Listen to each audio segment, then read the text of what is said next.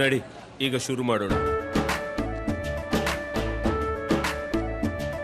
ಕೇಸರಿಯಿಂದ ಮನೋಲ್ಲಾಸ ಮನಸ್ಸು ಮತ್ತೇರಿ ಕುಣಿದಾಡಿದೆ ನೋಡು, ಮನಸ್ಸು ಮತ್ತೇರಿ ಕುಣಿದಾಡಿದೆ ನೋಡು.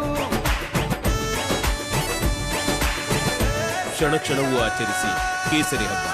ವಿಮಲ್, ಬಾಯಲ್ಲಿ ಹೇಳಿ ಕೇಸರಿ.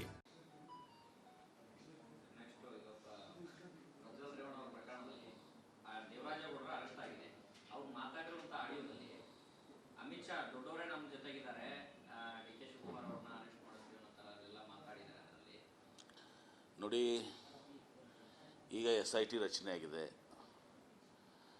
SIT ರಚನೆ ಆದಾಗ ಸರ್ಕಾರದ ಭಾಗವಾಗಿ ನಾನು ಅವರು ಮಂತ್ರಿಯಾಗಿ ನಾನು ಕಮೆಂಟ್ ಮಾಡಲಿಕ್ಕೆ ಬಯಸೋದಲ್ಲ.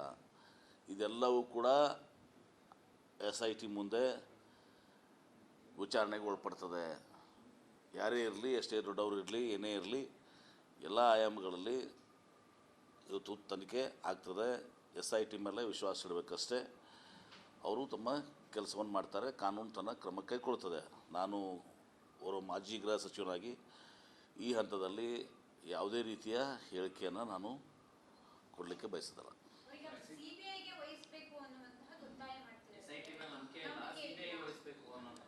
ಈಗ ನೀವೇ ಹೇಳಿದ್ರಲ್ಲ, ಈಗ ಯಾವುದೋ ಒಂದು ಈಗ ಹೇಳಿದಿರಿ, ಇದು ನನ್ನ ಹಿಂದೆ ಎಂಥವ್ರಿದ್ದಾರೆ ಅಂಥೇಳಿ. ಮತ್ತು ಇದರ ಅರ್ಥ ಏನಂದ್ರೆ CBI ವಹಿಸಿ ಕ್ಲೀನ್ ಚಿಟ್ ಕೊಡೋಕ್ಕ, BJP ವಾಷಿಂಗ್ ಮಷೀನಲ್ಲಿ ಹಾಕಿ ತೆಗಿಲಕ್ಕ?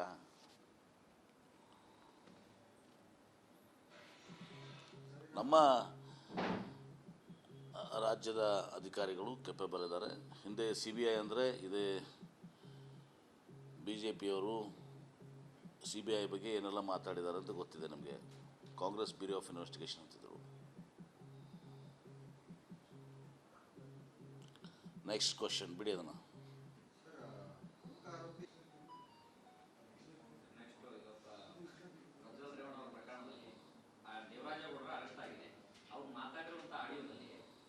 ಅಮಿತ್ ಶಾ ದೊಡ್ಡವರೇ ನಮ್ಮ ಜೊತೆಗಿದ್ದಾರೆ, ಡಿ ಕೆ ಶಿವಕುಮಾರ್ ಅವ್ರನ್ನ ಅರೆಸ್ಟ್ ಮಾಡಿಸ್ತೀವಿ ಅನ್ನೋ ಥರ ಎಲ್ಲ ಮಾತಾಡಿದ್ದಾರೆ. ಅದರಲ್ಲಿ ನೋಡಿ, ಈಗ SIT ರಚನೆ ಆಗಿದೆ.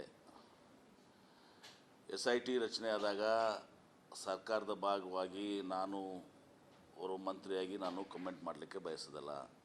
ಇದೆಲ್ಲವೂ ಕೂಡ SIT ಮುಂದೆ ವಿಚಾರಣೆಗೆ ಒಳಪಡ್ತದೆ. ಯಾರೇ ಇರಲಿ, ಎಷ್ಟೇ ದೊಡ್ಡವರು ಇರಲಿ, ಏನೇ ಇರಲಿ, ಎಲ್ಲ ಆಯಾಮಗಳಲ್ಲಿ ಇವತ್ತು ತನಿಖೆ ಆಗ್ತದೆ. SIT ಮೇಲೆ ವಿಶ್ವಾಸ ಇಡಬೇಕಷ್ಟೇ. ಅವರು ತಮ್ಮ ಕೆಲಸವನ್ನು ಮಾಡ್ತಾರೆ, ಕಾನೂನು ತನ್ನ ಕ್ರಮ ಕೈಗೊಳ್ತದೆ.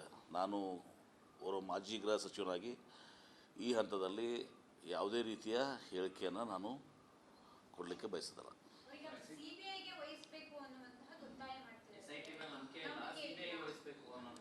ಈಗ ನೀವೇ ಹೇಳಿದ್ರಲ್ಲ, ಈಗ ಯಾವುದೋ ಒಂದು ಈಗ ಹೇಳಿದಿರಿ, ಇದು ನನ್ನ ಹಿಂದೆ ಎಂಥವ್ರಿದ್ದಾರೆ ಅಂಥೇಳಿ. ಮತ್ತು ಇದರ ಅರ್ಥ ಏನಂದ್ರೆ CBI ವಹಿಸಿ ಕ್ಲೀನ್ ಚಿಟ್ ಕೊಡೋಕ್ಕ, BJP ವಾಷಿಂಗ್ ಮಷೀನಲ್ಲಿ ಹಾಕಿ ತೆಗಿಲಕ್ಕ?